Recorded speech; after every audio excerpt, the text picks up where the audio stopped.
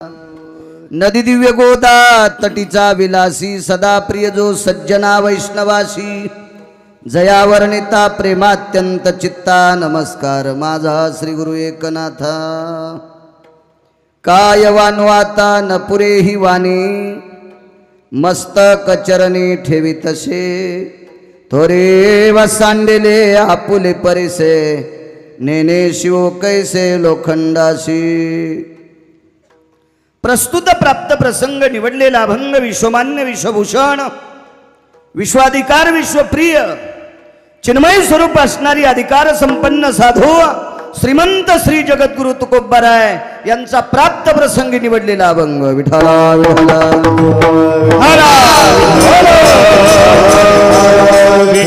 प्राप्त प्रसंगी निवडलेला अभंग माझ्या श्रीमंत श्री जगद्गुरु तुकोबारायांचा आहे.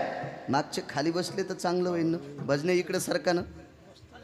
काय होते काळ्या पॅन्टीवाले आजच्या दिवस जर खाली बसले तर काय होते मागच्या लोकांना बसा माऊली बसा बसा.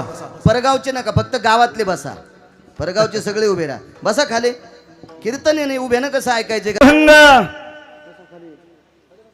माझ्या तुकोबारायांचा आहे. या अभंगाद्वारे श्रीमंत श्री जगद्गुरु तुकोबाराय संतांचा महिमा प्रतिपादित असताना वाणी अपुरी पडती असं तुकोबाराय म्हणतात. सोमदादा थोडासा आवाज कडक.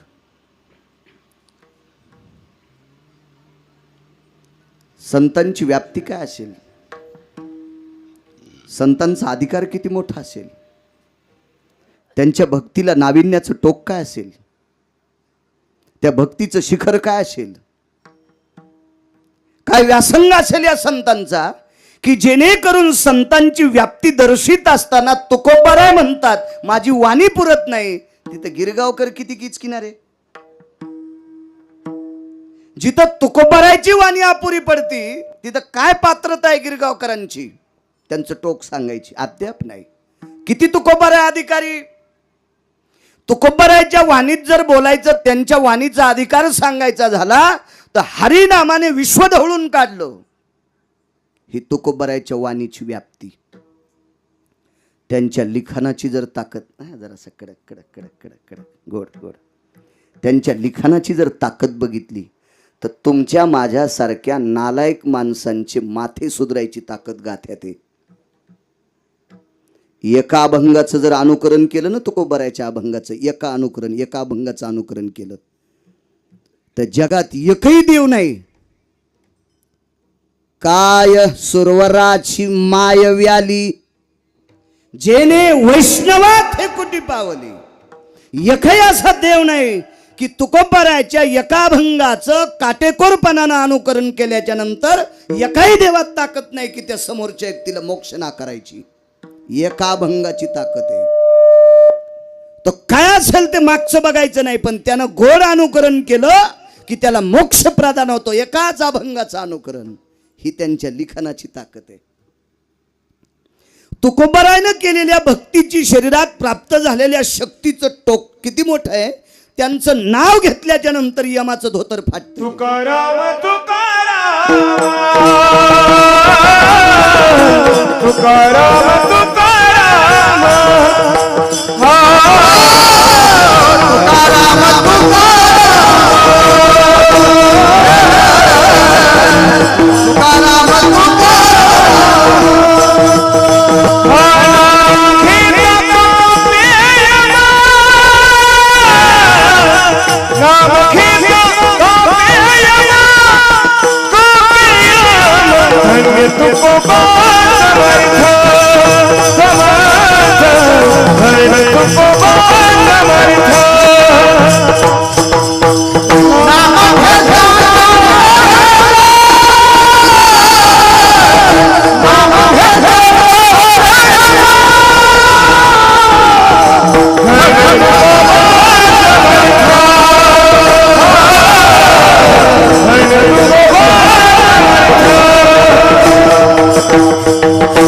तुकाराम तुकाराम नाम घेता कापेयम.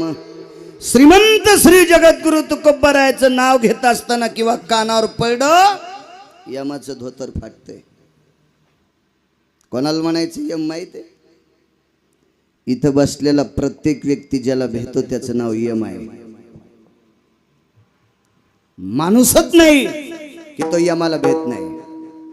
त्यानं आतापर्यंत 7 लोक जर सोडून दिले तर कोणाच्या बापाला सोडच नाही.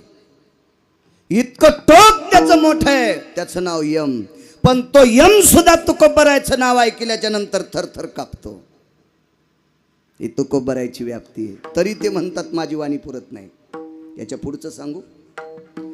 तुम्ही सगळी माणसं कीर्तन कशासाठी ऐकता? पाप संपण्यासाठी. ठीक आहे, पखवाद असेल, गायन असेल, कीर्तन असेल, भागवत असेल, रामायण असेल, प्रवचन असेल, नाना प्रकारच्या ग्रंथाचं वाचन असेल. इथं रुक्मिणी स्वयंवर चरित्र चालू आहे. हे सगळं पाप संपण्यासाठी आहे. आणि पाप कशासाठी संपवायचंय? मोक्षासाठी. आणि मोक्षाला तुकोबरायने लाथ आणली.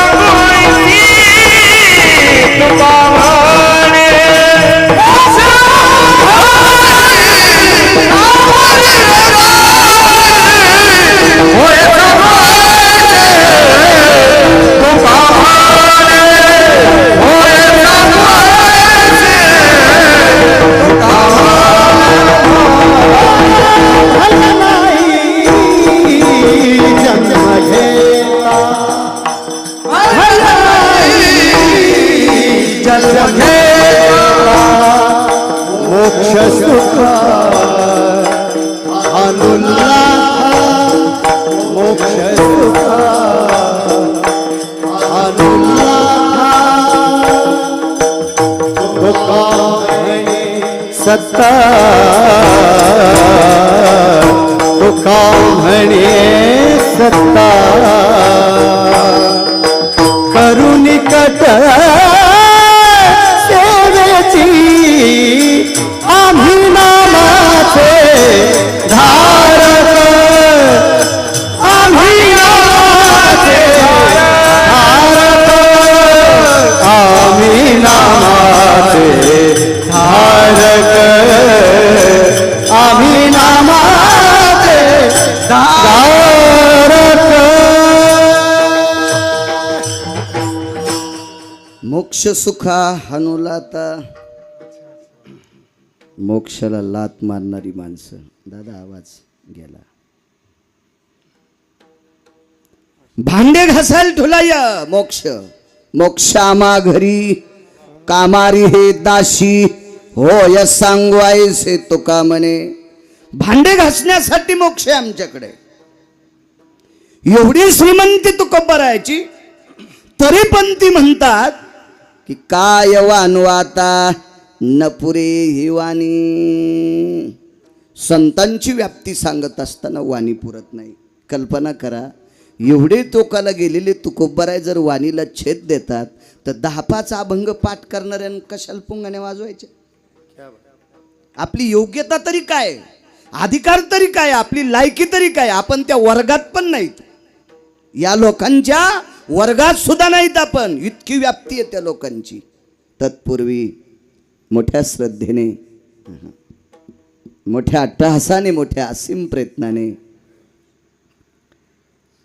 मला वाटते गेल्या 2-3 वर्षापासून असं हे चुरशीचं नियोजन होतं. पण महामारी मागच्या वर्षी आल्यामुळे तो सप्ताह थांबल्या गेला. ही 5-4 माणसं माझ्या घरी आली ती तारीख घेण्यासाठी मागच्या वर्षी सुद्धा. पण ती जागतिक महामारी होती. आपल्या भारतापुरतीच नव्हे तर विश्वात जेवढे देश आहेत त्या प्रत्येक देशात ती जागतिक महामारी होती. ती नैसर्गिक आपत्ती होती. पण यावर्षी मोठ्या उल्हासाने, मोठ्या शुद्ध अंतकरणाने, असीम प्रयत्नाने कत्तलवाडी नावाचं गाव, तुम्ही ग्रामस्थांनी गावाची लोकसंख्या विचारल्यावर तुम्हाला असं वेगळं वाटलं आहे की नाही सावकार? मला असं वाटलं इतका मोठा सप्ताह आहे म्हणजे किमान 10-11 लोकांची ग्रामपंचायत असेल. पण हे गाव अख्खं ग्रामपंचायतीत लढू शकत नाही, इतकं छोटं आहे. आता कायद्यानं परवानगी दिली म्हणून तुमच्या इथं ग्रामपंचायत, नाही तर ग्रुप ग्रामपंचायत, इतकं छोटंसं गाव. आणि एवढा मोठा इंद्राच्या वैभवाला लाजवील असा एवढा मोठा तुम्ही सप्ताह करता. तुमच्या या कर्तव्याला गिरगावकराचा प्रणाम. चांगली कामं केल्याबद्दल घोड्याला घोडं माणसानं म्हणत जावं. आमदाराचं जरी गाढवा असेल आणि त्यानं 10,000 दिले तर त्या नालायकाच्या गाढवाला घोडं म्हणायचं नाही. क्या बात है. हो. मंत्र्याचं जरी असलं तरी त्याच्या गाढवाला घोडं म्हणायचं नाही, घोड्याला घोडं म्हणायचं. ते भिकाऱ्याचं बी असू द्या. एक छोटंसं गाव एवढा मोठा सप्ताह करतंय. तालुक्यानं जर सप्ताह केला असेल तर काय नवलाची गोष्ट नाही. नातवानं आजोबाला कडेवर घेतलंय असं समजायचं. या गावाने इतका मोठा सप्ताह केला. विठाला विठाला विठाला. विठाला विठाला विठाला विठाला विठाला विठाला. कष्टकरी माणसं तुमची जमीन पाहिली. मी रात्र जरी असेल तरी पण येताना रस्ते पाहिले, जमीन पाहिली. काय तुम्ही शेतकरी माणसं आहे, तुमच्याकडे 2-2 नंबरचे काही पैसे नाहीत. लगेच लक्षात येते, घराहून याच्याहून ध्यानात येते सगळं. साधी माणसं रक्तातून पैसे कमवणारे. नाही तर 2-2 नंबरचे पैसे ज्यांच्याकडे आज फुकून दिलं तर 20 वर्ष धुपण निघते. त्यानं करणं काय नवलाची गोष्ट नसते. विठाला विठाला विठाला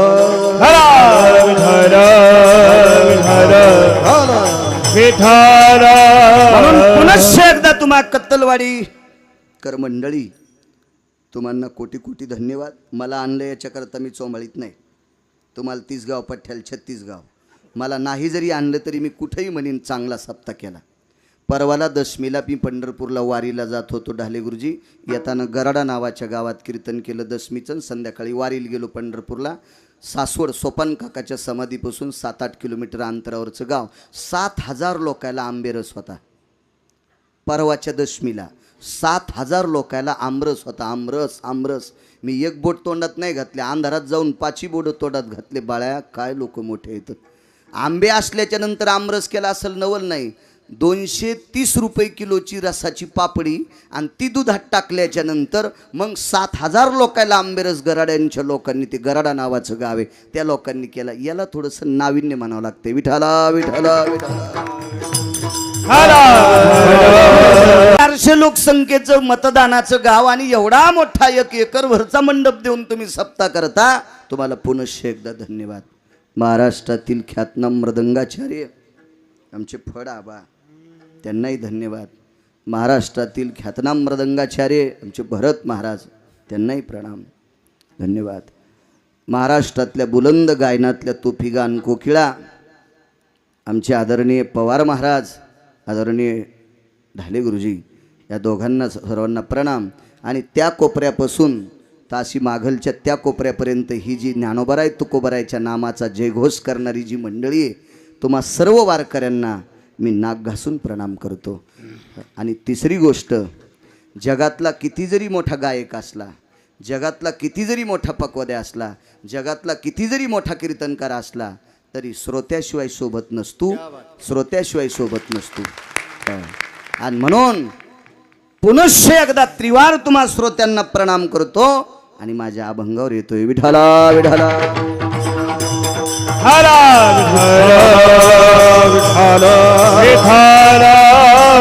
कायवान वाता न पुरे ही वाणी, मस्तक चरणे ठेवे तसे. श्रीमंत श्री जगद्गुरु तुकोबाराय म्हणतात, मी किती वर्णन करू या संतांचं, संपल्यात जात नाही ते वर्णन. म्हणून मी निमूटपणे त्यांच्या पायावर डोकं ठेवायचं मान्य करतो, असं तुकोबाराय म्हणतात.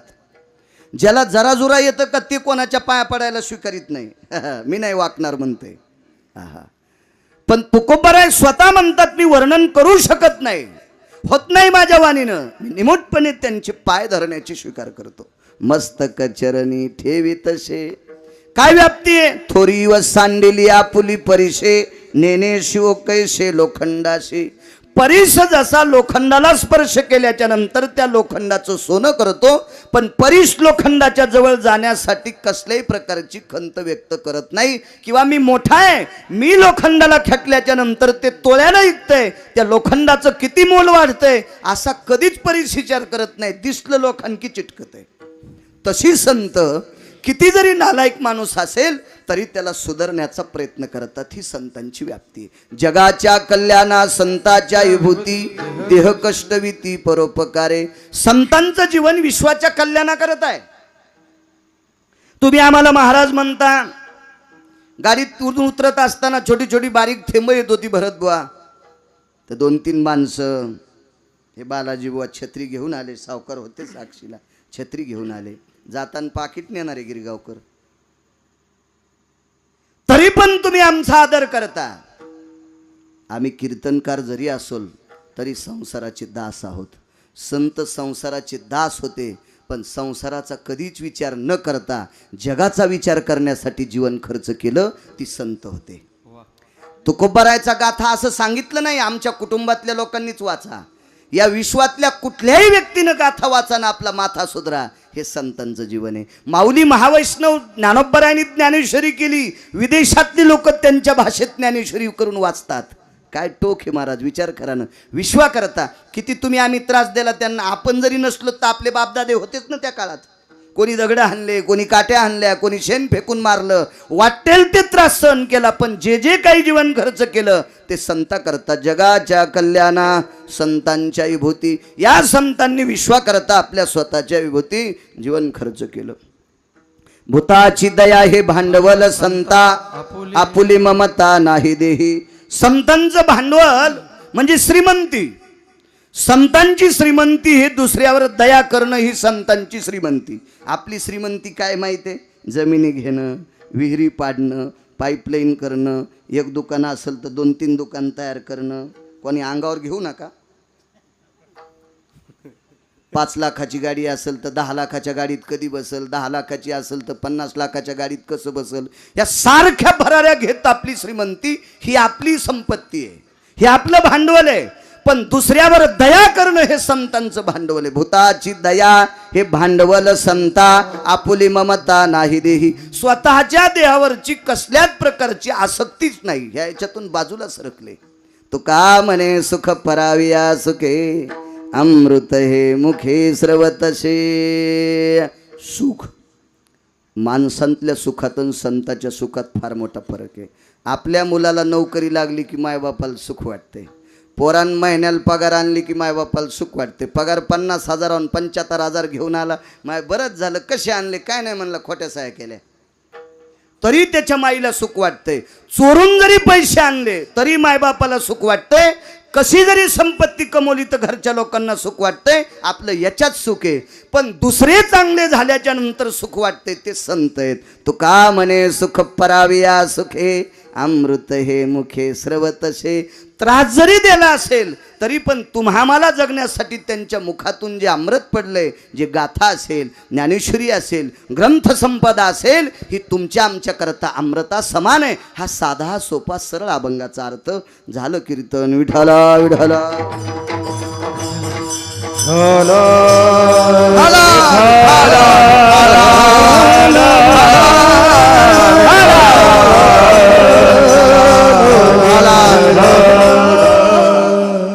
काय असेल की जेणेकरून तुकोबाराय म्हणतात माझी वाणी अपुरी पडती? असं काय असेल संतांकडं? पवित्र गंगा, फार सुंदरशी पवित्र गंगा. एका पवित्र गंगेमध्ये एक महाराज स्नान करू लागले. महाराजांचं स्नान, खांद्यावर आणलेलं धोतर असं बाजूला वाळवंटात ठेवलं, अंगावर धोतर होतं, हातामध्ये एक तांब्या होता, त्या तांब्यानं अंगावर पाणी घेतलं, स्नान चालू होतं. येणप्पा पक्षालन वितारथायाम सर्वस्थितो गंगोदकं भयजयो स्थितायाम प्रातार ब्राह्मी मुहूर्तानां सकल स्थितायाम स्नान सेत्तर्पणो स्थितेषु. असं गोडचं स्नान चालू आहे.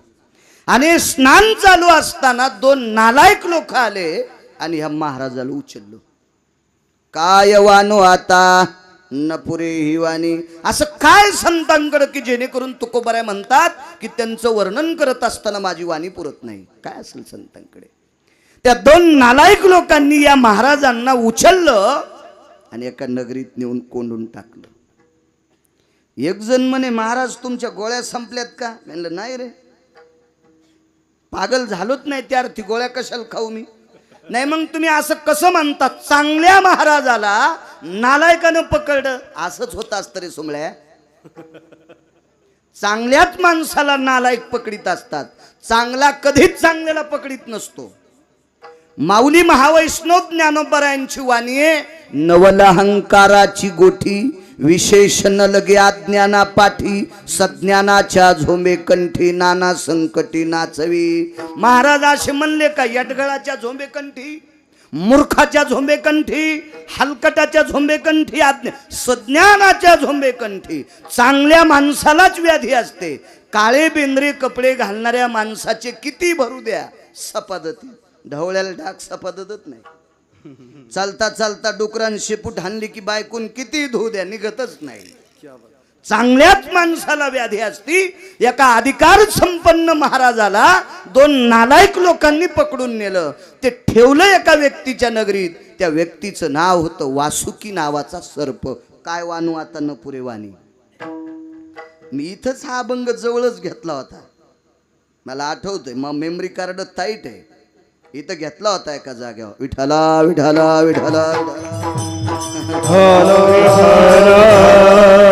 पण तिथलं काय सांगत नाही. गिरगावकराच्या हौदात मी जिता येतो तरी कोणी हात घालायचा नाही. विठाला विठाला विठाला विठ्ठल विठ्ठल. पंढरपुरातल्या मालकाने लॉकडाऊन त्याच्यासाठीच द्यालता, कीर्तनकाराने अभ्यास करायचा. व्हॉट्सअप नाही खेळायचं. व्हॉट्सअप खेळण्यासाठी लॉकडाऊन नव्हता, अभ्यास करण्यासाठी होता. तुम्हाला अंतरे पाठ कर, मला कळत नाही बरं गायनातलं, तुम्हाला ते अंतरे, तुम्हाला बोल पाठ करण्यासाठी लॉकडाऊन होता, लुडो खेळण्यासाठी नव्हता. विठाला विठाला विठाला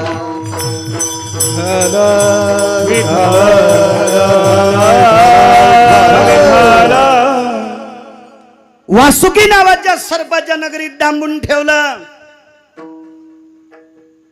तिसऱ्या दिवशी वासुकी नावाच्या सर्पाने ज्या दोन नालायकांनी आणून ठेवलं होतं त्याच्या मालकाला निरोप केला. फोन नव्हते भरत बोता, निरोप पत्र व्यवहार केला. माणूस गेला. राक्षस राज राजा बळी महाराज, तुमच्या दोन सेवकाने आमच्या नगरीत एक महाराज आणून ठेवलाय, कृपया तो महाराज घेऊन जा. बळी हा सात्विक आणि सदाचारी विचाराचा माणूस होता. राजा बळी किती सदाचारी सांगू तुम्हाला. या बळीला मृत्यूलोकातून पाताळात घालण्यासाठी माझ्या पंढरपुरातल्या मालकाला एका अवतारात कपट करावं लागलं. इमानदारीनं बळी पाताळात, पंढरपुरातल्या मालकाला कपट करावं लागलं वामन अवतारात. त्याचाच अवतार आहे. त्या कपटामुळं पंढरपुरातल्या मालकाची एका अवतारात उंची कमी झाली. उंची, खोजटत्व आलं मालकाला. खोजट प्रमाण आहेत त्याचे, प्रमाण खोजट तो खोड. एवढी व्याप्ती होती राजा बळीची. सदाचारी विवेकी भगवान शिवशंकराचे भक्त होते राजा बळी. निरोप पोचलाय, महाराज घेऊन जा. त्यांनी सांगितलं, मूर्ख आहेत का रे? एखादा नालायक जर तुमच्या नगरीत आला तर मी घेऊन गेलो असतो, पण महाराज तुमच्या नगरीत आलेत, राहू द्या ना बेटे आहोत, तुम्हाला मोक्ष मिळन. तर वासुकी नावाच्या सर्पानं संदेश पाठविला. राक्षसराज बळी महाराज, महाराज आमच्या नगरीत राहण्याबद्दल काही दुःख नाही, पण 3 दिवस झालं महाराज भजनच करायलाय. पैसे घेतो का? अद्याप नाही. खाला काही मागतो का? अद्याप नाही. मग करू द्या फुकट भजन करायला. तर त्या भजनानं आमचं नुकसान आहे. काय? आमच्या सर्पांचं विष संपलं. काय ताकद आहे संतांची. सापाच्या दाताला एक करडी सारखी, करडी कळतील तेलाच्या करडी, शेतकरी छेत ना तुम्ही, कोणते कलेक्टर आहेत? आणि कलेक्टर जरी असेल तरी शेतकऱ्याचंच पोरग आहे ते का वरून थोडंच पडलं बेंदाडातून. विठाला विठाला विठाला विठाला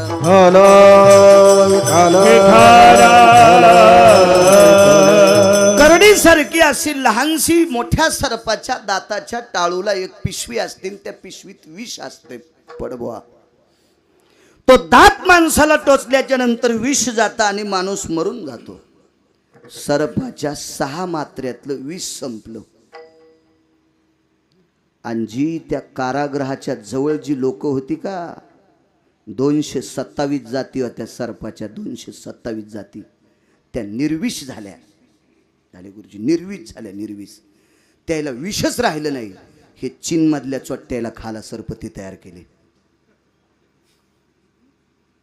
म्हणले चीनमधले लोक सर्प खातेत, कोबरा खाय बरं म्हण. खाय बरं कोबरा. काय कोणाची मायवी आली कोबरा खाला? खोबरं नाही, कोबरा नावाच्या सर्पाची जात आहे.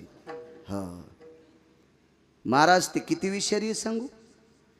कोबरा नावाच्या सर्पाला शास्त्रामध्ये वेगळं नाव आहे, पण मी काय गुत नाही घेतलं त्याचं नाव सांगायला. तुम्ही गंजा मोबाईलवर दुसऱ्याचं इचकितात, कधी कधी शास्त्र इचका ना. त्या सर्पानं 25 फुटाच्या अंतरावरून जर फुटकार मारली, आगा उरंग व्याळा भये विषाग्रानन पुटाची सोये मृत्यूची आला हे यमपंथे नैवम गांजा कसम लिखितम. हे काय गांजा फुक्यान लिहिलं का? 25 फुटाच्या अंतरावरून त्यानं जर फुटकार हाणली आणि एक तिळा इतका थेंब जर तोंडावर पडला तर 14 सेकंदाच्या आत माणूस मरतोय. तो कोबरा खाल्ल्यावर चीन मधले वाचते नव्हे ते भुताड. हा, नाकाव भिताड पडल्यावानी माणसं आहेत ना ते. त्यानं आपल्याकडं कोरोना पाठीला ना त्या हलकटायनं. पांडुरंगाला विनंती करा, आता देवा त्याचा पाहुणा त्याच्याच घरी जाऊ दे, आमच्याकडे नको येऊ देऊ. इमानदारीनं त्याला स्तवन करी जा. आपल्याला कसं होतं माहिती आहे का, पाऊस आल्यावर छत्री दिसती. कुठं ठुलीस ग कौशे? कौशीचे डोळे गेले, दोन्ही गुल्प शाट झाले, तिला छत्री गवसती वे आता. मग कौशी छत्री, कौशीच्या हाताला छत्री लागली तर कुंदरांचं ठाणली. आपल्याला पाऊस पडल्यात छत्री दिसती. पाऊस येणार आहे म्हणून उन्हाळ्यात चांगली खुंटीला अडकून ठेवा ना. आपल्यावर अंगावर काही आल्यावर आपल्याला पांढरंग सुटतो. इतके थापून बेमान आहेत. विठला विठला विठला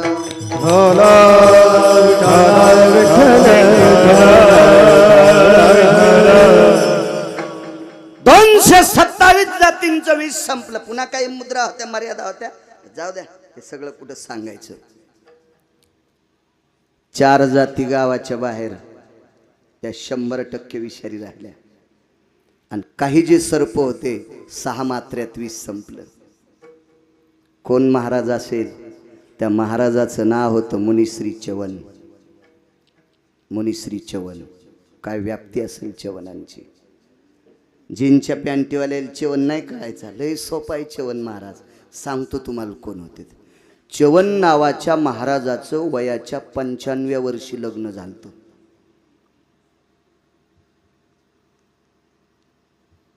करायचं का 95व्या वर्षी कोणाला लग्न? आमच्या इथे एक म्हातारं पोराला म्हणलं मला लग्नच करा वाटायले. पोराने इतकं हाणलं, कोणाच दवाखान्यात नीट नाही झालं.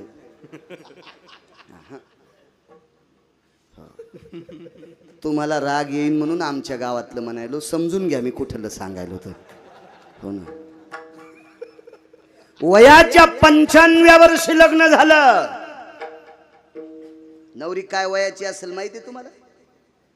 17 वर्ष 3.25 महिने. 17 वर्ष 3.25 महिन्याची नवरी आणि 95 वर्षाचा नवरदेव. इतक्या कमी वयाची पोरगी एखादा बाप एखाद्याला. अहो असे डोळशेस असे पाहिल्यावर असं वाटतं इंद्राचा भाऊच का काय. पण ते बी वाट सुबर बायडाटे टाकू टाकू बेजारे त्याला कोणतेच पाहुणे होंगिनत.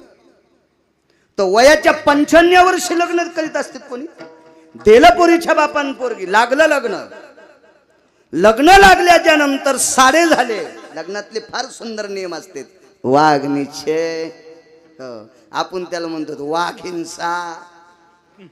वाघिंसा काय नावाचं काही मिळत नाही. आषाढ महिन्याला आखाड, मृग नक्षत्राला मिरुग, पुष्य नक्षत्राला पुख, विश्वामित्राला ईशा मैतर.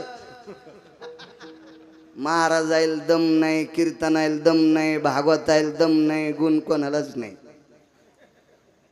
किती महाराज फुकल्यावर सुधरतांत सुधरू तुम्ही.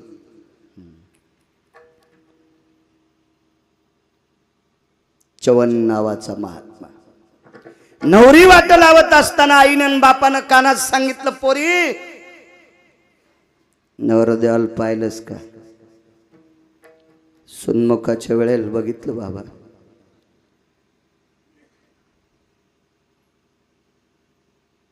आईने विचारलं सुन्मुखाच्या वेळेस पाहिलंस? आईला मागच्या महालात नेलं आणि हाताला धरून सांगितलं, माय सुन्मुखाच्या वेळेस पाहणं हा औपचारिकता धर्म आहे, पण मी जंगलातच साधू पाहिला होता. कारण त्या महाराजाचे डोळे इनच फोडे होते, इनच फोडे होते. ठीक आहे ताई. माईनं सांगितलं, जो 95 वर्षाचा म्हातारा नवरदेव आहे त्याला डोळे नाहीत, त्याच्यासोबत तू लग्न करण्यासाठी तयार कस काय झाली? बाबांचं ऐकून का? नाही म्हणे आई. ते महाराज एवढे अधिकारी होते, ते वारुळ त्यांच्या अंगावर झालं तर मी डोळे फोडले. गाई त्यांचे डोळे फोडले. त्यांनी डोळ्याला वेदना झाल्यावर असे हात झटकिल्यावर वारुळ फुटलं. दुपारचा सूर्य बघितला तर महाराजांचं तेच पाहिल्याच्या नंतर सूर्य ढगाच्या आडंगी जात होता. इतकं भक्तीचं टोक होतं महाराजांचं, इतकं भक्तीचं टोक. आई, ज्या महाराजाच्या तपाच्या तेजाला जगाला प्रकाश देणारा सूर्य लाजतो, ढगाच्या आडंगी जातो, माय त्या साधूनं जर हातात पाणी घेतलं असतं, शाप दिला असता, ज्याने कोणी माझे डोळे फोडेत त्याच्या कुळाचा सर्वनाश हो. आई, हे आपलं राज्य कापूर पेटल्यासारखं धन धन धन धन पेटलं असतं ग माय. म्हणून एकटीच्या अपराधामुळं राज्यातली सगळी माणसं जळून गेले असते. म्हणून माफी मागितली आणि साधूचं पाणी ग्रहण केलं. वा बाई वा, कुलाचं रक्षण केलंस. तिचं नाव होतं सुकन्या. काय वानू आता न पुरेवाणी. आईनं कानात सांगितलं, बाई तुला आई आणि वडील किती आवडतात?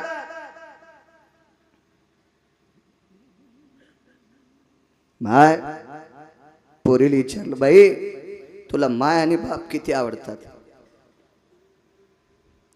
होठ असे कर कर कर कर दाबले. जीभ बोलायचा प्रयत्न करत होती पण बोलतच नव्हती. आईनं पुन्हा विचारलं, सुकन्या तुला आई वडील किती आवडते? पुन्हा जिभेला दाबलं. हिनं काहीतरी बोला, बोलतच नव्हती. तिसऱ्यांदा विचारलं, सुकन्या तुला आई वडील किती आवडते? तोंड बंद झालं आणि डोळ्यातून पाणी येत होतं. याचा अर्थ मायबाप किती आवडते ते सांगण्यासाठी वाणीच नव्हती, वाणीच नव्हती, जिभच पुरत नव्हती. सांगितलं आईनं, सुकन्या लक्षात आलं तुला आम्ही किती आवडतो. मग आम्ही जितके आवडतो याच्या हजारो पटीनं तुला तुझा नवरा आवडावा. नवरा शब्द कळतो ना? हजारो पटीनं तुला कुंकवाचा पती मालक आवडावा. आणि लक्षात ठेव, ज्या दिवशी या मालकाची सेवा करण्यामध्ये तू कमी पडशील त्या दिवशी तुझे माय आणि बाप मृत्यू पावले असा तुला निरोप येईल. खुनगाट बांधली पोरीनं, खुनगाट. मला असं वाटतं प्रत्येक माईनं लग्नात पोरीला वाट लावत असताना एकच सांगितलं पाहिजे, सको सासूचं लुगडं धुत जाय बाय, सको सासऱ्याचं धोतर धुत जाय माय. पण लय काही माई चित्र जातानाच कानात तिच्या इंजेक्शन देतात, तिथं गेलं कीच व्हायलं नाही, दोनच तोंडन खिचडीन बोंड. हा असं माईनं सांगितलं नाही, भिताड पडायचं का तिच्या डोसक्यावर झोपीतच. काय शास्त्र आहे महाराज. मायबाप मेलेले ऐकशील. व्यंकटबुवा अशी सेवा केली की त्या सेवेच्या पुण्याईनं सनत कुमार आश्रमावर आले. सनत कुमार नाव ऐकलं असेल तुम्ही. कोणाला म्हणते सनत कुमार? हा, अश्विनी कुमार आणि सनत कुमार ह्या साहिदोनी 12 देवता आल्या. ह्या 2 देवतेची कृपा धन्वंतरीवर असल्याशिवाय वैद्य आजार नीट होत नाही. आणि धन्वंतरीची कृपा वैद्य म्हणजे डॉक्टरवर असल्याशिवाय त्याला निदान कळत नाही. हे अश्विनी कुमार, सनत कुमार आणि धन्वंतरी 14 रत्नापैकी एक. असे सनत कुमार अश्विनी कुमार आश्रमावर आले. बाहेर भाकरी टाकत होती आश्रमावर. भिक्षा देही मा. टोपल्यातलं एक एक पानग उचललं, झळीत टाकलं. साधू होते ते, पाय जमिनीवर टेकत नव्हते. विचार, को भवा कुलात भवज्जायते किमम यत् कन्या रत्नम स्थितेषु. असं नाही म्हणले भरत बुवा, तुझ्या बापाच नाव काय? तो माहेराचं नाव काय असं नाही विचारलं. ना कृत संगा भव सकल सुदे यत पर पटले यति जायंती कृतजन भयतदि सकल सुदे वंशानायाम पुनित भयोति वंशानायाम पुनित भयोति वंशानायाम पुनित भयोति तम रत्नायां कन्या रत्ने को भव जाये सकल सुदे को भव जाये सकल सुदे को भव जाये सकल सुदे. असं कोणतं कुळ आहे की ज्या कुळामध्ये तू प्रभावशाली कन्यारत्न म्हणून जन्माला आली? राजा शर्यतीचं कुळ. शर्यातीयाम अनंत भयो अनर्थ सुते रेवत भयो रेवत कन्याय जायते जगदानंदम कंदम पतये जगदानंदम कंदम पतये जगदानंदम कंदम. कोण्या कुळातल्या किती गोड सांगितलं तिनं. मी राजा शर्यतीची कन्या आहे. जिहम कुलायम अनर्थ सुतो, ज्याच्या पोटाला अनर्थ नावाचा पुत्र आला. अनर्थ सुतो रेवत सुतो, ज्याला रेवत नावाचा पुत्र झाला. रेवत जायम कन्या रेवती, ज्या रेवताला रेवती नावाची कन्या झाली. जगदानंदम कंदन पतये सकल सुदायती वात्सल्यो. आणि ती पंढरपुरातल्या मालकाची 8व्या अवतारातली मोठी भाऊजाई बलराम दादाची पत्नी. मी त्या कुळातली मुलगी आहे, त्या कुळातली पोरगी. आपल्या पोरीला विचारल्या सखारामजीची आणि श्रीराम तात्याची आणि ते गोविंदराव नव्हते का खाल्ल्या वाड्यातले लंगडे, हो, आणि ते सावकार नव्हते का एक गुलूब शाट झालेले,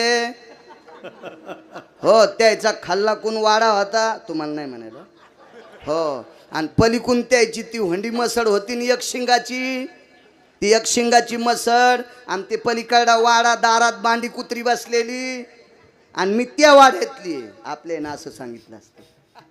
काय कुळ सांगितले महाराज. सनत कुमारांनी कुळ ऐकल्याबरोबर हृदय पाजरत होतं. हृदय काय वानवाता न पुरी वाणी, काय व्याप्ती आहे संतांची. वा. दुसरा प्रश्न अश्विनी कुमारांनी केला. गळ्यात मंगळसूत्र होतं, असं बारीक मंगळसूत्र होतं. मांडी घालून भाकरी करीत असताना एक बोट उघडं दिसलं, त्याच्यात जोडवे होते आणि हातात बांगड्या होत्या. घालीत होती ती बाई असल्यामुळं, ती बाई असल्यामुळं बांगड्या घालीत होती. हो पवार भाऊ, घालीत होती ती बाई असल्यामुळं. बांगड्या घातल्या पाहिजे बायकांनी, खेड्यातल्या घालत्यात. एक माणूस म्हणला महाराज तुम्ही कीर्तनात बांगड्याचं लय सांगता, आमच्या पोरायची माय बांगड्याच घालीनं. मी म्हणलं तू सांग जाय ना, तुमचं कीर्तनच कानापाशी ठेवतो म्हणला मोबाईल, पण ती ऐकच ना, काय करावं. मी म्हणलं मग तू आता बांगड्याच घालायच्या ना, तू मला घाल. हो, घाल मला. हो, तू हे ऐक ना, मी काय करू. बांगड्या होत्या तिच्या हातात. हस्त कंकनो मंडित जायो गळसूत्री आणि कंठ सुदाया पाचू बंद बब सकल सुदे. क्या बात आहे. उजडूस तर चलू द्या आता. दोन पाचूबंद मणी आहेत, दोन गोत्राचे, सुंदर मंगळसूत्र.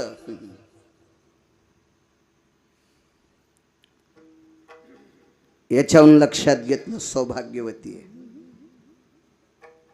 विचारलं नाही तुझे मिस्टर कोण आहेत, तुझे मालक कोण आहेत, तुझा पती कोण आहे, तुझा नवरा कोण आहे. अर्थ एकच ना सगळ्याचा. पती शब्द लय शिकलेल्या पोरीला कळणं मुंबई सारख्या ठिकाणी. एका घरी गेलो, मी चहा घेत होतो, काळा चहा पिऊ लागलो. त्या म्हणल्या दूध घ्यायचं का. म्हणलं मी बोक्या थोडाच आहे, दूध नको मला, काळा चहा घेतो म्हणलं. मी थोडाच बोक्या आहे म्हणलं, दूध प्यायला नको. आणि त्या बाईनं चहा केला मस्त, सुंठ अद्रक काय असते ते असं टाकून तुमच्या इथे प्याला तसा. म्हणलं बाई तुमचे पती कुठे आहेत? तिला आज आरबाळ्यावणीच झाली पती म्हणल्यावर. तर आमच्या संघ एक तुमच्यावानी शिकलेलं होतं. ते म्हणलं बाई तुमचे मिस्टर, मी आत्ता बोलिते. तिला मिस्टर म्हणल्यावर लक्षात आलं पती शब्दच नाही कळाला ना. आपले शब्द सगळे फुकून दिले आणि शेकत बसले.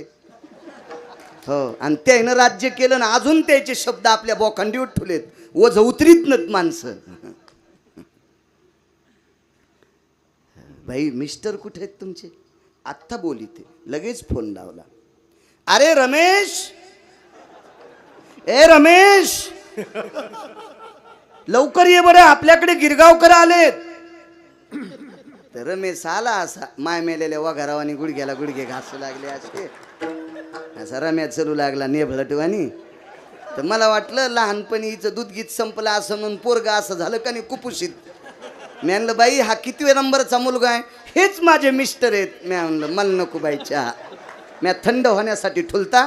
मी म्हणलं मी नाही चहा घेत. अहो सुंट मिरे टाकलेत. मी म्हणलं तूच घे बाई. तू नवऱ्याला जर रमेश म्हणतीस तर तू या घरचा चहा प्याल्यावर मग गाडी पुलाखाली जाईन. मला नको बाई तो चहा. येतो मी, येतो येतो येतो. विचारलं नाही तू कोणाची पत्नी आहेस? कसं विचारलं? वाजिता का भरत बुवा? कुमकुम चिरी भवल लाट पटले जी नाम यायति द्वंद्व कुलाना गोत्र भिन्न भय जायन्ते समिलन गोत्रम क्रियाति जायम समिलन गोत्रम क्रियाति जायम समिलन गोत्रम क्रियाति जायम. क्या बात है.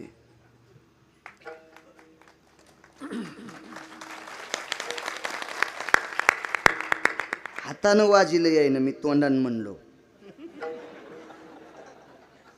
समिलनति गोत्रम क्रियाति जायम. मुलगी एका गोत्राची असती आणि गुरुजी नवरदेव एका गोत्राचा असतो. म्हणून तर मंगळसूत्राच्या बाजूला इकून एक मणी इकून एक मणी असते. म्हणून तर मंगलाष्टकात तुम्ही म्हणत असतात सोन्याचे मणी ओविले भुजगुनी गोऱ्या शशी कानना तळहाताचा. हे नसते. हे मंगलाष्टक ज्याच्या ज्याच्या लग्नात झाले त्याला लवकर लेकर होत नाहीत. त्याला पटकन लेकरच होत नाहीत. लय बेजार असे मंगलाष्टक ज्याच्या लग्नात झाले त्याला. हा सांगू तुम्हाला काय इतका चिडून बोलतो? कारण सिमेंट कालिणारा मिस्त्री मुसलमानाचा, तर मुसलमानाचा मंत्री असू द्या, त्याच्या लग्नात त्यांचे नियम मोडत नाहीत. आपल्याकडे जसे जसे पैसे येतील तसे तसे नियम सुलंगनात घातले. चुकीची गोष्ट आहे. लग्नातले मंगलाष्टक तरी असे म्हणा. तुम्ही गायनातले हिरे दोघवी. तुम्हाला जर कधी लग्नात योग आला तर तुमच्या लेकराला आशीर्वाद कमिण्यासाठी सात्विक मंगलाष्टक म्हणायचा. कीर्तनातून पाया पडतो तुमच्या. विठाला विठाला विठाला विठाला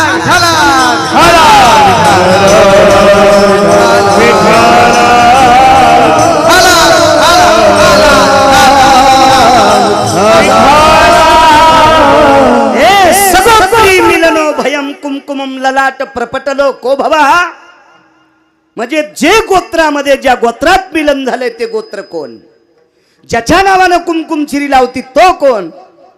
भरत बा भाकरी करता करताच शब्द गेला. नामनिष्ठ भय यतो जायत ते यत पुनिता भव कर्म सुदे पुनितं भयतति चिंतयामि पुनितत भयति चिंतयामि पुनितत भयति चिंतयामि. ज्याच्या नावानं कुंकू लावलंय ते बाजूच्या पर्णकुटीमध्ये विश्वाच्या मालकाचं चिंतन करीत बसलेत सावकार. सनत कुमार आतमध्ये गेले. पाहिलं तर डोळे भग्न झालेले होते. काय वानू आता न पुरे वाणी.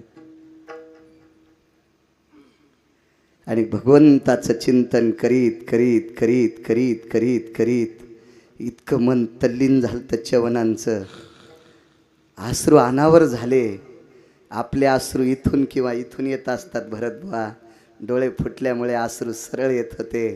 ते चिंतन पाहिलं सनत कुमारांनी. हातात हात दिला. हाताचा स्पर्श लागल्यावर लक्षात आलं सनत कुमार आहेत. हो ज्याच्यावर अश्विनी कुमारांची सनत कुमाराची कृपा झाली त्याचं काहीच दुखत नाही. अश्विनी कुमाराच्या कृपेशिवाय माणसाची यादीच जात नाही. डोळ्याची 10 वेदना थांबल्या, लक्षात घेतलं अश्विनी कुमार आहेत. फटके डोळे आणि डोकं पायावर टेकलं. कोण? मी च्यवन आहे. 3 वनस्पती एकत्रित केल्या. अश्विनी कुमारांनी डोळ्याला लावल्याबरोबर अशी हाताची चुटकी वाजावा इतक्याच वेळात पवारबॉट दृष्टी आली. काय ताकद त्या 3 वनस्पतीत. आणि मग विचारलं, दारातली आपली पत्नी जी कशी सेवा केली, कशी सेवा अश्विनी कुमारांनी सनत कुमारांनी च्यवनांना विचारल्याच्या नंतर आई वडील किती आवडते असं सुकन्याला विचारल्यावर ती बोलत नव्हती, तसे च्यवन बोलत नव्हते. याचा अर्थ असा होता, आई लेकरावर जितकं प्रेम करते त्याच्या 1000 पटीनं बायकोनं नवऱ्यावर प्रेम केलं. आणि एवढ्या सात्विक पतिव्रतेच्या जीवनात इतकी विसंगती. नवराने 100 वालांनी आणि नवरी 20 वर्षाची. हा संसार कितपत गोड. म्हणून 52 वनस्पती एकत्रित केल्या आणि च्यवन नावाच्या मुनीला त्या वनस्पतीचं चाटण दिलं. चाटण प्राशन करायला लावलं. म्हणून तर च्यवन प्राश नावाचं प्राशन आहे. त्याचा दाढीवाला फोटो असतो त्या एका बरणीवर. तर ते इतकाच खाल्ला तर 105 वर्षाचं म्हातारं 20 वर्षाचं झालं. मी आता लोक 80 किलो खाल्लाय. मग केस पण काळे होईन डोसक्याचे. हे चावणे असाच याच्यासाठी केलेला चावणे. ते सनत कुमार आणि अश्विनी कुमारांनी केलेला प्राश च्यवन नावाच्या ऋषीला दिला. म्हणून च्यवन प्राश नाव किती गोड असतं बघा. हा च्यवन प्राश 20 वर्षाचं तारुण्य आलं. कशाच्या भक्तीवर? बायको अधिकारी, नवरा अधिकारी. म्हणून जरा गेली, तारुण्य आलं. मालकाचं तारुण्य म्हातारपण घातलं, तारुण्यात विलेपण. इतकं गोड असणारे च्यवन मुनी यांनी भजन केल्याच्या नंतर सापाचं विष संपत होतं. ते भजनाचं टोक किती मोठं असेल ही व्याप्ती संताची. म्हणून तुकोबाराय म्हणतात,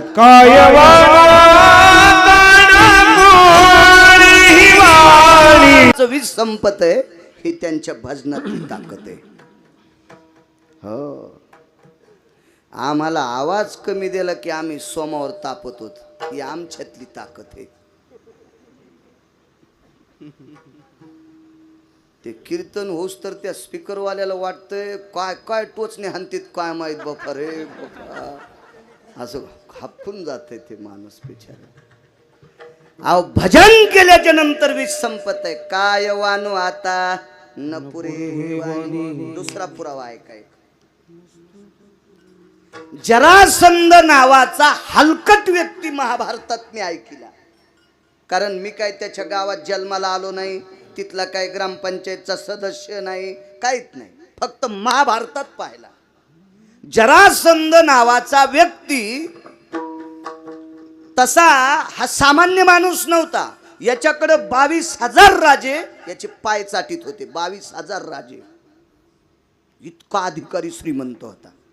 याला 2 मुली होत्या. आष्टी आणि प्राप्ती नावाच्या 2 मुली ह्या कंसाच्या बायका होत्या. आणि कंस कोणाला म्हणते पवार बा माहिती का? दुसऱ्याचं ज्याला खपत नाही पर द्वेषी तो कंस होता. ज्याला दुसऱ्याचं खपत नाही असं समजायचं याच्यात जरसा कंसाचा अंश आलाय. भोगे कळ येती. हो, आपण कसं वागतो याच्याहून ठरवायचं मागच्या जन्मात कोण होतं. चोरून खाचा ज्याला नाद आहे का समजायचं लांडग. उष्ट खाचा ज्याला नाद आहे समजायचं कुत्र. हो, आयुष्यभर काम करतो बँकेत कोटीन धोत्राल गाठी, सप्त्याल पट्टी नाही, घरी बाजार आणत नाही, दिवाळीला मिठाई नाही, नुसत्या थप्प्यात लावायला पैशाचा असं समजायचं बैल होता. बैल होता, बैल होता, बैल बैल. बांगला बांधला तरी मंदिरातच झोपायलाय असं समजायचं गध होत. गध तुम्ही मंडपात बांधा झोपतच नाही. वल सावलीला झोपते, वल सावलीला, वल सावलीला गध. आणि लय माणसं बैलासारखे नुसत्या थप्याच थप्याच. आमच्या इथं एक माणूस संडासला गेला तरी रिकामा येत नव्हता. कोणाची बी कानी सोडून आणि कानी कळतील तुम्हाला चराट कोणाचं हा सोल का यठण सोडून आणत होता यठण. त्यानं आवताची जू 250 चोरून आणली. त्याच्या मातीला एकही लाकूड दुसरं टाकलंच नाही, चोरलेले जूच टाकले. ज्वातच जळाला, ज्वातच आमच्या इथला माणूस. गळ्यात शपथ मी फक्त दुसऱ्या गावाला राग येईन म्हणून माझ्या गावातलं म्हणायलो, इतका हलकट आमच्या गावात माणूसच नाही. हे समजून घ्या कोणाचं सांगायला. नुसत्या थप्प्यात लावायलाय पण काही भोगत नाही. वैकुंठवासी धर्मभास्कर निवृत्ती बाबा वक्ते सांगायचे, देवान जर तुम्हाला श्रीमंती दिली तर दान करा, गरीबाला कपडे द्या, सप्त्यात अन्नदान करा. एक वाक्य सांगायचे गुरुजी. नाही देव वाटत ना मग चांगले कपडे घाली जाईन, चांगलं खात जाय, लोकाला देईन. हो आणि सुनाला म्हणून तू रानात येड्याला जाईन, दुसऱ्याच्या तुरीच्या शेंगा तोडून आण आणि त्या तुरीच्या शेंगाचं खळबट. हो दुसऱ्याच्या कापसात भेंडर उगत येत ना, गावरान भेंडरच म्हणतात का तुमच्या भेंडर. याला मसडा पण खेटत नाहीत, इतके काटे असतात त्याला. ते निबर्डक भेंडर वरुट्यान ठेसून त्याची आमटी खाय, इळभर नदीच्या कडील बसून राय, किती वाऱ्या तांबे नेईन.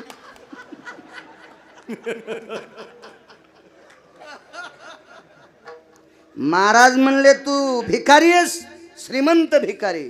चांगलं राहाय, चांगलं खाय, नको देऊ कोणाला काही, पण चांगलं राहाय, चांगलं खाय आणि चांगल्या ठिकाणी फिरायला जाय. म्हणजे तीर्थयात्रा कर. काहीच करीत नाही, सगळं घरी आहे. बँकेत कोटीन धोतराला गाठी, बैल्या होता समजायचो, बैल्या ह्या बैल होता. शास्त्र असं सांगतंय, आईनं लेकराला दुधाचा काला चुरला लहान लेकराला आणि त्याला खाय म्हणली. लेकरू असं चिवडू लागलं, त्याच्यावर माश्या बसू लागल्या. आणि मग अर्ध्या तासानं शेजारीन म्हणली, बाई निरशा दुधाचा काला आहे. माय म्हणली, माय मोघापासून बब्यानं चिवडीलाय, मी नाही खात. माय पण खात नाही पोरान चिवडलेलं. आणि जर एखाद्याला आवडत असेल तर समजायचं मागच्या जन्मात नक्की पाळलेलं कुत्रं होतं. अजून लक्षात घ्या, बिडालक नावाची जात शिकार करण्यापेक्षा जास्त चोरी ती. बिडालक म्हणजे लांडग. चोरून जर कोणाला अपेक्षा, कोणाचा चोरून ऊसच मोडायचा, कोणाचं चोरून हरभरच उपटून आणायचं, कोणाचे 2-4 कांदेच चोरून उपटायचे, लसूणच उपटायचा, असं समजायचं हे मागच्या जन्मात लांडग होतो. असे लय मटे आहेत, पण कौरक उजडूस तर चोल द्यायचं का, हेच आपल्याला पुढं बघावं लागेल ना. महाभारतामध्ये जरासंध नावाचा व्यक्ती, याच्या आस्ती आणि प्राप्ती नावाच्या 2 मुली कंसाच्या बायका होत्या. परद्वेषी कंस, खपतच नव्हतं त्याला कोणाचं, याच्यामुळेच बेचैन होता. आणि हा जरासंध भीमानी मारला, हे तर तुम्हाला माहिती आहे. भीमानी मारला. भीमानी मारल्याच्या नंतर कसा मारला ते सगळ्यांना ज्ञाते. मला फक्त सांगायचंय, काय वानू आता न पुरे वाणी, संतांच्या भक्तीचं टोक काय, याचा मुद्दा मला पटवून द्यायचा. मला महाभारत नाही सांगायचं. कालांतराने त्या जरासंधाचा अंत्यविधी झाला आणि त्याचे हाडं एका गंगेत टाकले. राख टाकतात ना आपल्याकडे, पण गंगेत राख टाकतात. आस्ती एका गंगेत टाकल्या. गंगेत आस्ती टाकल्याच्या नंतर जरासंधाच्या आस्ती कोणाच गंगेनं स्वीकारल्या नाही. कोण्याच नाही. हरिद्वारला 14 दिवस जरासंधाच्या आस्ती होत्या. बघा, बकदालभ्याचा आणि लोमशाचा पुरावा आहे. जरासंधो भय अस्तीना आयुधम धातव्ये तिथि देवम नारायणो सत्पुरुषाना नारायणो सत्पुरुषाना नारायणो सत्पुरुषाना. नारायण नावाचे भगवान हरिद्वारला शंख, चक्र, गदा, पद्म, आयुध, बाण, भातुड हे सगळं घेऊन भरत शास्त्री तिथं नारायण. आणि त्या हरिद्वारला असती 14 दिवस तर्पण केलं त्याच्या नावानं. पितराचं तर्पण असतंय, दक्षिणेकडे तोंड करून. आपल्या घरात जर कोणी वारलं तर त्याचे पूजा करत असताना ते मंत्र म्हणणारा दक्षिणेकडे तोंड करून असला पाहिजे. आपल्या घरात जर पोरायच्या वाढदिवसाचे फोटो असतील तर भिंतीवर दक्षिणेकडे तोंड करून लावायचे नाही. दक्षिणेकडे तोंड करून जिवंत माणसाचा फोटो लावला तरी पाहणाऱ्यानं समजायचा मेला. असं शास्त्र आहे. कशाचे फोटो लावा याचे सुद्धा आखली नाहीत लय लोकायला.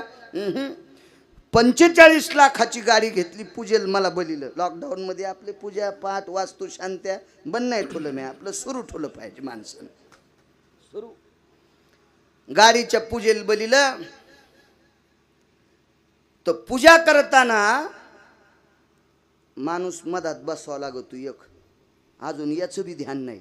माणसं गाडी बंद करीत तिथून बाहेरून पूजा करतात. शनियाम अंशस्ततो जीवितम अधिष्ठिताम पूर्णोर्वेति वाहनत्रयम विघ्नोर निरशनन हितार्थायाम तत्. असं एक तर त्याचे आता ते लय दिवसापूर्वी करीत होतं, आता काय म्हणत नाही मंत्र मी येते मग असं बशीत असते. तो मालक मायापाशी तांब्या घेऊन आणि त्याच्या शिटावर कुत्र. लय कुत्र्याला कळत नाही कुत्र कुठं बसवा. बऱ्याच कुत्र्यांना कळत नाही कुत्र कुठं बसवावा. अरे 45 लाख रुपये दिले श्री कुत्र्या, कुत्र तिथं बसित नसते. पायीची वाहन पायी बरी, शास्त्र आहे त्याच्यासाठी. घरात घोड्याचं चित्र असावं का नसावा, वाघाचं चित्र असावं का नसावं, काय मिळ नाही. कुठं काही चिटकून दिलेलं कुठं बी. हे रे बेकार चोट धंदे सगळे. काय करायचं आपल्याला. 14 दिवस हरिद्वारला असती, वापस आल्या उघडतच नव्हत्या. मला जसं कळतंय तसं आमच्या परिसरातले 5 लाख लोकांच्या हाडं तुमच्या ढालेगावला टाकले असतील, रामपुरीला. पण पावसाळा संपल्याच्या नंतर गंगेला पूर गेल्यावर एकही हाड गवसत नाही. सूक्ष्मदर्शकानं पण पहा, एकही सापडत नाही. जरासंधाच्या आस्ती 23 वर्ष विघळल्या नाही. 23 वर्ष जशाल तशाच होत्या. नंतर या आस्तीचं काय काम केलं माहिती आहे? शकुन्या नावाचा हलकट व्यक्ती होता. शकुनी नाही म्हणत मी त्याला, शकुन्या. ह्यो दुर्योधनाचा मामा होता, गांधारीचा भाऊ होता. हे हलकट आहे शकुन्या. का हलकट? सख्या बहिणीच्या पोरायला पत्ते खेळायला लावले. चांगला असतो का मामा तसा हलकट? भाषे जर वाईट वागत असतील तर मामानं जाऊन भाषाला सांगा, पोरत अरे माझ्या बहिणीचं नाव करा रे, माझ्या मेहुण्याचं नाव करा, असं वाईट वागू नका रे, असं मामानं शिकवायला पाहिजे. पण यानं घरावर तुळशीपत्र ठुलं आणि गांधारीच्या 100 पोरायला जुगार खेळायला लावला, लुडो खेळायला लावला. इतका हलकट शकुन्या. आणि ह्या शकुन्यानं गंडकी नावाच्या गंगेतून हाडं आणले. हरिद्वारला हाडं घेतले नाही, गंडकीत टाकले. गंडकीमध्ये देव शालिग्राम होऊन पडलेला आहे, दगड होऊन, तिथून हाडं आणले. आणि मग शकुन्यानं हाडं उघडले आणि उघडून उघडून त्याच्या 4 गोट्या तयार केल्या. 4 गोट्या. म्हाताऱ्या माणसाला लुडो माहीत नाही. हे लुडो नावाचा खेळ लय उतू आलाय. ह्यो महाभारतातला खेळ आहे. त्या खेळाला सोक्ती नावाचा खेळ म्हणत होते. ह्या लुडो नावाच्या खेळामुळं धर्मवीर पांडवांसारख्यांना बायको इकावं लागली होती. यायला आधीच कोणी देईन तर हे काय ऐकतील. हा, कोरोना कोणी वाढीला सांगू का तुम्हाला? मुंडक्यात मुंडके घालू घालू लुडो खेळणाऱ्यानंच कोरोना वाढीलता. अहो, एखाद्यानं जर चांगले दात नाही घासले आणि त्यानं जर इथं रूपवाळी म्हणली तर 5 मिनिटं तोंड लाव ना, तोंड नाही वाटत नाही माईक पुढं. असं होतंय की नाही कधी कधी? तर 4 माणसं थुत्रात थुत्र घालून लुडो खेळत होते. काय येडपटपणा असले. महाभारतातला खेळ आहे ते लुडो, सोक्ती नावाचा खेळ. आणि या सोक्ती नावाच्या खेळाला ज्या फेकायला गोट्या असतात का, हे बोट दाबलं की लुडोवरची गोटी. तुम्ही म्हणताल तुला इतकं कसं काय माहीत? आता मी तुमच्यातलाच आहे ना. हां, मी काय वरून थोडाच पडो असा आधार? तुमच्यातच आहे ना, तुमच्यातलाच आहे मी. तर त्या 4 गोट्या भरत बुवा जरासंधाच्या हाडाच्या होत्या. जरासंधाने हाडवैर काढं. मेल्याव का होत नाही म्हणले. ज्या पांडवांपैकी एकानं मला मारले त्या पांडवाला भिकारी करीन. वनवासाला पांडव जरासंधामुळेच गेले. कौरवानी गोट्या टाकल्या की सोयीशा पडत होत्या आणि पांडवांनी टाकल्या की पालथ्या पडत होत्या. पांडव हरले, कौरव जिंकले. कालांतराने पांडव जिंकले, कालांतराने राज्यावर बसले. महाराज धर्माने आपले 5 भाऊ 4 भाऊ सोबत घेतले आणि हिमालयाच्या पायथ्याला स्वर्गारोहण केलं. पण जाता जाता परीक्षिती नावाचा मुलगा अभिमन्यूचा आजोबाला सांगितलं, आजोबा कसं काम करू, आई लेकरावर प्रेम करते असं काम कर. पण 9 वर्ष राज्य झाल्याच्या नंतर जरा परीक्षिती नावाच्या राजाला 3 अरिष्ट आले. 3 अरिष्ट. हे अरिष्ट तपासण्यासाठी तात्विक लोक होते. लोमश, जाबाली, बकदालभ्य, रोशुंडी. त्या काळामध्ये 5 लोकांपैकी अत्यंत एक रागीट महाराज होते. त्यांचं नाव होतं दुर्वास नावाचे ऋषी. दुर्वासाला बोलून घेतलं. सगळ्यांनी शास्त्र पाहिलं की एवढा मोठा राजा गोड असताना अरिष्ट कस काय. मग लक्षात आलं हस्तिनापुरात हाडं येतं शकुनीचे. जरासंधाच्या अस्थी आता काय करावं, वाटेल ते प्रयत्न केले, वाटेल ते. महाराज एवढे मोठे दुर्वास नावाच्या साधूने वाटेल ते मंत्रोच्चार केला पण हाडं वितळले नाही. नाही वितळले, नाही वितळले, नाही वितळले. असा एकच महात्मा होता. त्या महात्म्याने आपल्यावरचा शाप संपविण्यासाठी बद्रिका आश्रमला भजन केलं. ते भजन करणारा महाराज देवर्षी नारदाला आमंत्रित केलं. नारदाने जरासंधाच्या अस्थी पळसाच्या पानाच्या द्रोणमध्ये घेतल्या. म्हणून तो पोळ्याच्या दिवशी पळसाचा दाखला आणतात. हे सगळं माहीत असलं पाहिजे कशामुळे आणतात. सखुबाईने केलं म्हणून आणसाबाईन केलं, आणसाबाईन केलं म्हणून दोरकीन केलं, दोरकीन केलं म्हणून अंतिकीन केलं, अंतिकीने केलं आणि कस्तुरीनं फुकून दिलं. असं नसतं, शास्त्र आहे त्याच्या पाठीमागं. पळसाच्या पानाचा द्रोण केला, त्या द्रोणामध्ये अस्थी ठेवल्या. त्या अस्थीमध्ये 7 समुद्राचं पाणी टाकलं तरी अस्थी विरत नव्हत्या. नारद विना घेऊन समोर बसले आणि भजन केलं. नारायणा नारायण नारायण श्रीमन्नारायण नारायण नारायण नारायण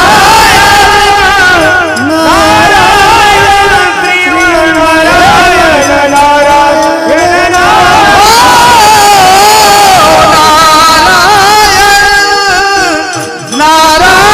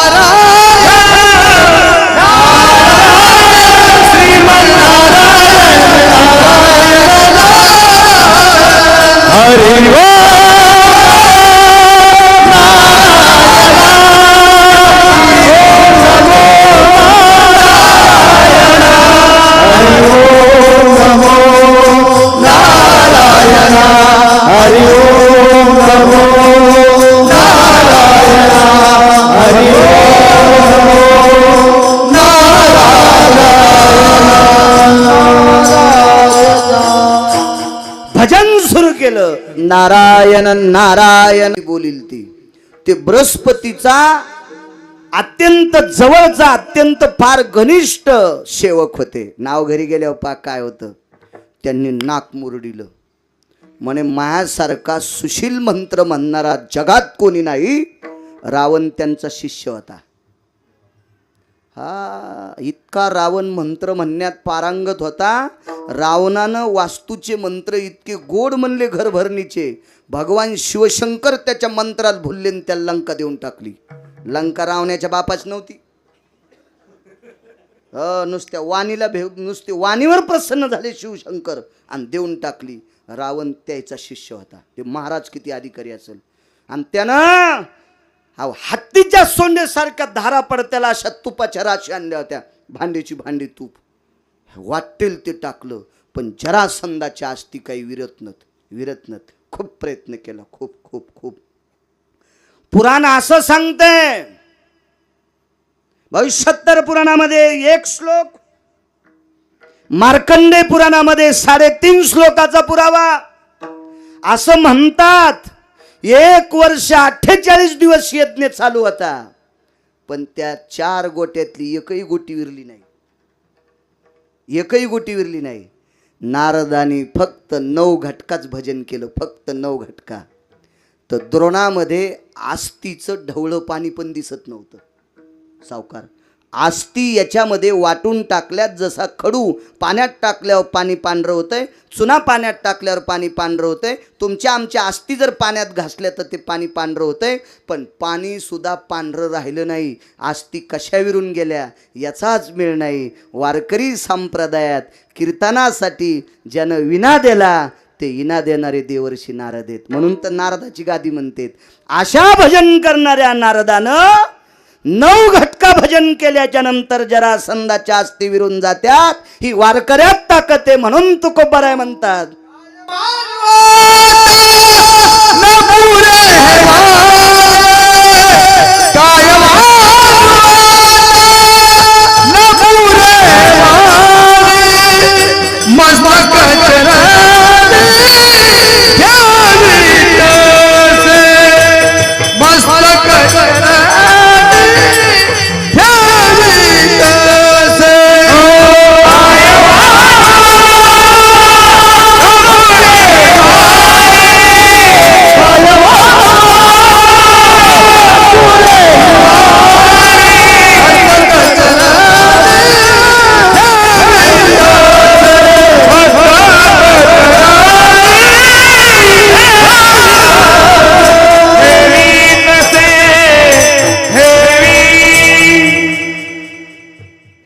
संपलन टाइम महाराज, पुढं वाढवायचं कळण जाताना.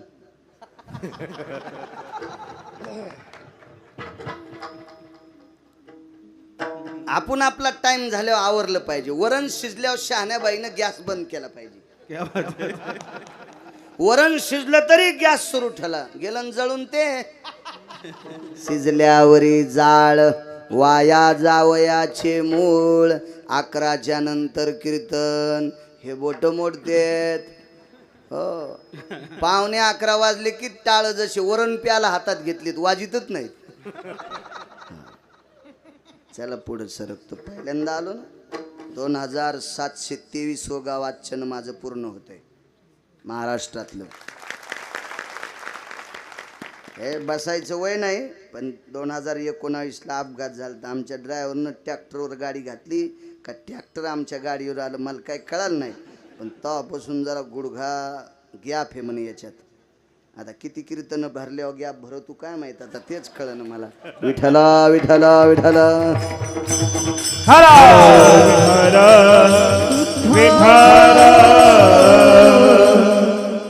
जाऊ द्या. यायचं नाव बालाजी महाराज आहेत ना, तुमच्या जवळच बालाजी. इकडं यायला 5 मिनिटं बालाजी समजायचं आणि 10 मिनिटं पुढं कीर्तन वाढवायचं. काय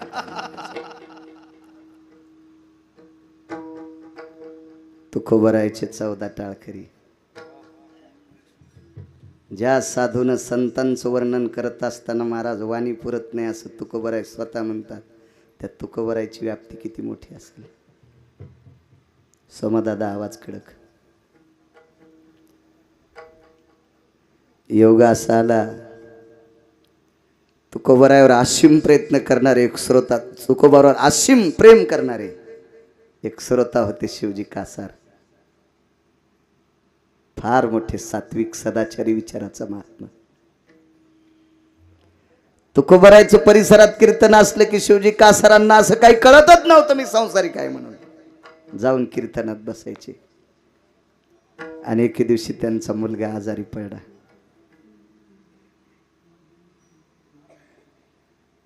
तापानं फन फन फन फन फन फन फन फन शरीर करू लागलं. आईनं मांडीवर घेतलं, आईला बिलगून धरलं. दर दर दर दर अंग हालत होतं त्याचं. माईनं लेकराची ती अवस्था पाहिल्यावर डोळे भरून आले. बाळा काय करू, बाबा घरी नाहीत तुझे. माय काय करू रे बाळा, बाबा घरी नाहीत तुझे. लेकरू केविलवाणी आपल्या आईकडे पाहत होतं. आई आई आई, पोटात वेदना सुरू झाल्या. बघता बघता बघता बघता पोट फुगत गेलं. पोराला बोलता येत नव्हतं सावकार. गळ्यापर्यंत पोट असं सुजत सुजत सुजत फुगत फुगत गेलं. हातपायाला आळे पिळे दिले, डोळे पांढरे केले, प्राण सोडून दिला. कधी मालकावर न रागवणारी बाई, पण आज पोटचं हायगाईनं गेल्यामुळं बाईला दुःख झालं. आणि बाईनं सर्वात मोठा रोष पत्करला तुकोबारायवर. माझ्या मालकाला याने येडं केलंय, माझ्या मालकाला ह्या तुकारामाने येडं केलंय. कसं बस पोरग उचललं मानावर, खांद्यावर त्याची मान टाकली. मेलेलं पोरग आहे, मेलेलं. तुकोबारायचं कीर्तन चालू, कीर्तनात आणून पोरग टाकलं.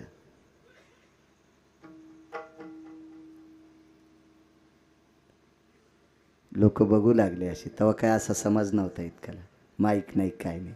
संध्याकाळची वेळ, अशा दिवट्या पेटलेल्या, मशाली पेटलेल्या. बाईनं असं मंडपाच्या बाहेर, असं मंदिराच्या बाहेर लेकरू टाकलं, त्याच्या जवळ बसली. कीर्तन आटपलं. प्रत्येक लोक मशालीच्या प्रकाशात पाहत होते. कोण बाई? वरी मानच केली नाही. तिला पोटच्या गोळ्याचं दुःख होतं. सारखी त्या लेकराकडे बघत बघत बघत बघत रडत होती. मंदिरातल्या दारात एक झाड होतं. बाईनं लेकराविषयी, माईनं आपल्या लेकराविषयी केलेला शोक त्या झाडाला अनावर झाला.